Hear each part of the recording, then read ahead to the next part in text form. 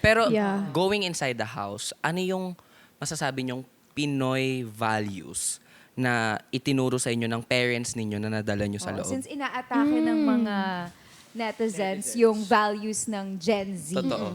ano yung masasabi nyo na hindi, ito yung tinuro sa akin ng parents ko? This Ano- for everyone. Ano ba yung mga examples ng Pinoy values? Ako for me, honesty and integrity. Siguro yun yung isa. I remember may one time na I was grade 2, tapos super ako, 'di ba, parang achiever sa school. Tapos merong kaming exam na parang 48/50 ako. Tapos 'di ba alam niyo yung sa school yung magpapalitan kayo ng test paper, yung i-check mo yung answers ng iba. ng iba. Yes. Tapos nung binalik na yung paper ko sa akin, pencil pa nun, pinalitan ko yung answer ko. Tapos sinabi ko na mali ng check, na perfect dapat yung score ko. Parang nakita na ata ng teacher ko kung ano talaga yung answers ko. So nahuli niya ako agad na nag-cheat ako. So ayun, tinawagan yung mom ko, ganyan. Tapos as in talagang pinalo ako and talagang in-explain sa akin ng mom ko kung bakit yun mali. Tapos ever since nun, nadala ko na siya na, okay, you have to have integrity, you have to be honest. If mali ka, mali ka. Yun. Di Yun ka lang magaling siguro. mag-cheat sa quiz. Yun lang yun. Oo, yun nga. So, Kami ayun. test papers namin, pinag-exchange namin blanco lang eh. Nung next na nag-cheat. Okay, sige. Okay, so continue. Anong values nyo naman na tinuro sa inyo ng parents nyo? Ako naman, Pinoy value siguro na medyo marerelate ko sa bahay ni Kuya. Ako talagang pinapagalitan ako ng mom ko pag bisita ako sa bahay ng iba. Tapos medyo sobrang feel at home ako. Talagang pinapagalitan niya ako. Like, ayaw niya na, kunyari, kakain ako sa bahay ng iba. Kunyari, first time ko doon, dapat ako yung maghugas ng plato Yes. ko. Ako yung, magkusa na talaga ako na ako na yung mauna. Kunyari, makikipag-sleep over ako, nilagyan ako ng kama. The next day, pag alis ko, dapat nakapilo na lahat nakatiklop na lahat ng bedsheet, naayos na, dapat malinis. Dapat kung bisita ka, huwag ka naman masyadong parang hinahayaan mo sila na parang mga yaya mo yung mga tao doon. Dapat may respeto ka sa mga taong nandun. Ayun. Ikaw naman, Mark. Akin is yung resiliency. Ay, Di ba Pilipino? Boy Pero sa Scout? kanya, pero it doesn't apply sa lahat dapat ng mga pangyayari yung resiliency. Kapag panahon, kailangan mo ng bumoses ka na. Pero yun yung something na natutunan ko din sa tatay ko nung nabubuhay pa siya. And nadala ko siya growing up. Bakla sa lahat ba naman ng mga pinagdaanan ko sa buhay, lahat na ng dagok ata, talagang na-avail na check-out ko na sa yellow basket.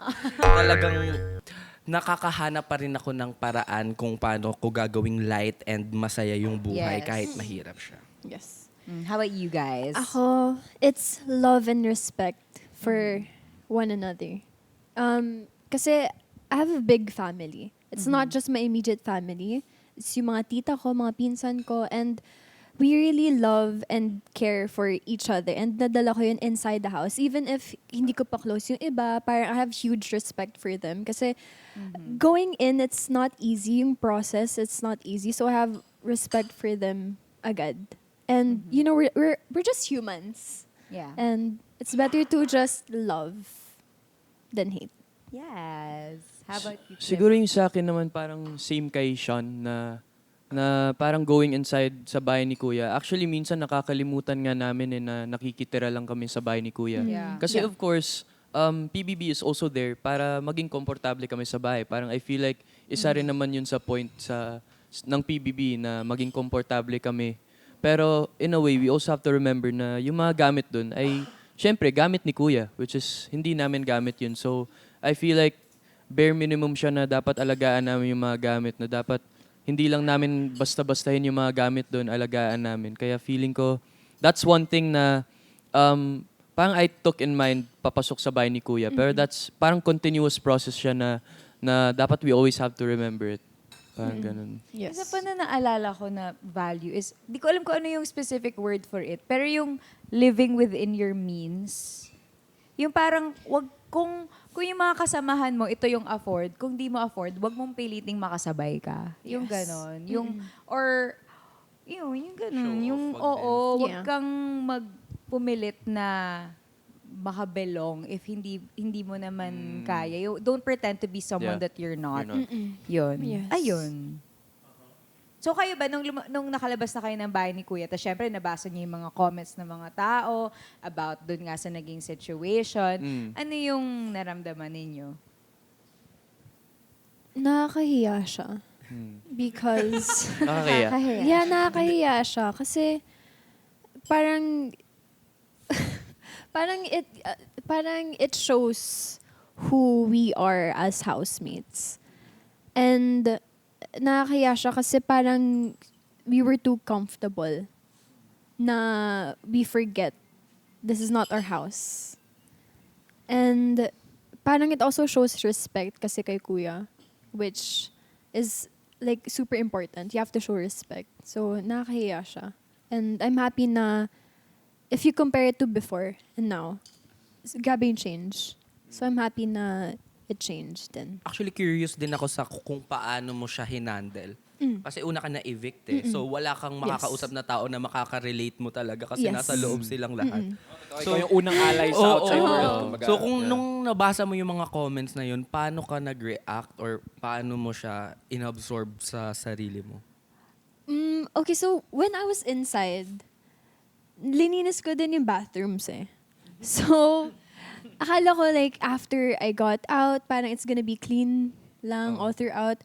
Pero hindi ko alam na nagkaroon pa ng selda. Mas lumala. Mas lumala. Kasi that was not the first time na sinabihan kami ni Kuya.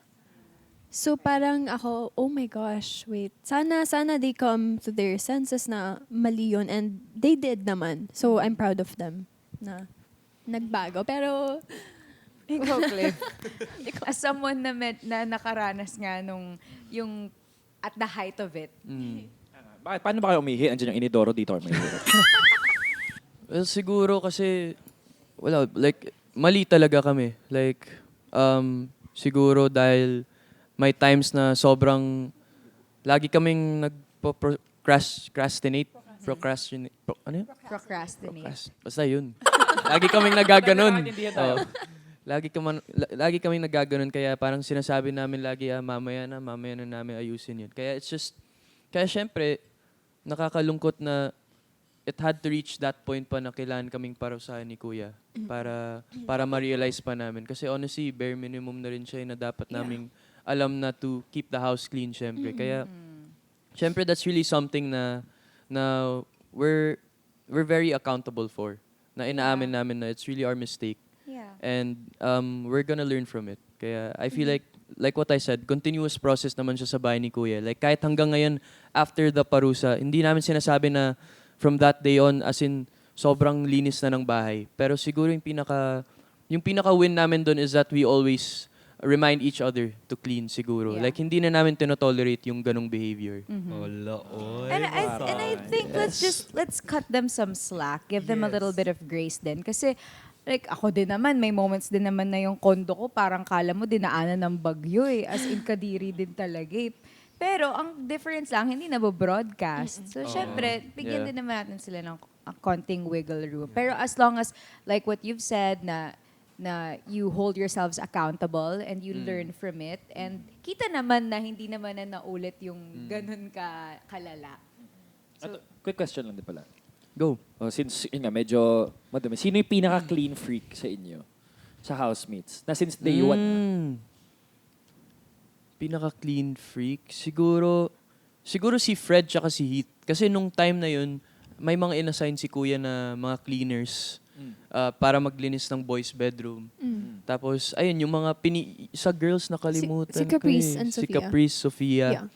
Pero sa Wow. boys, si Heath Caprice and tsaka Fred. Sophia. Yes. Si Caprice, ever since, parang kahit, kunwari magkakasama yung, may groups, siya nakikita mo naglilinis lang doon. Oo Nas nga, yun. tsaka Diba? very, Talaga yung mga pinakabata pa sa inyo. Ah. Oo. Oh. Tsaka si Caprice, very ano siya eh, yung na-OC sa mga Yeah. Very dirt, meticulous. like konting Oh, dirt. doon siya Kaya- nag-viral. lumabas Oo. nga yung sa Oo. TikTok.